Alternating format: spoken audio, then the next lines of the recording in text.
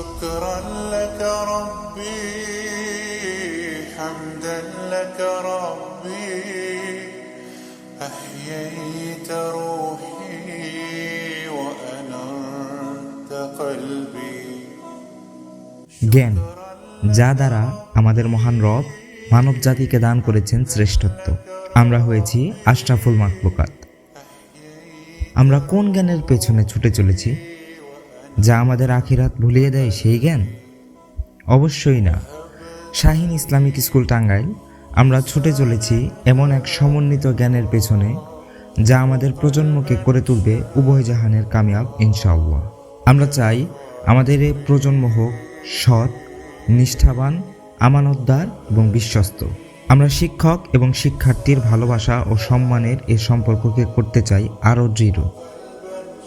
আমরা শিক্ষার্থীদের গড়ে তুলতে চাই এক এমন সিলেবাসে যা তাদের করে তুলবে দোজাহানের কামিয়াব ইনশাআল্লাহ।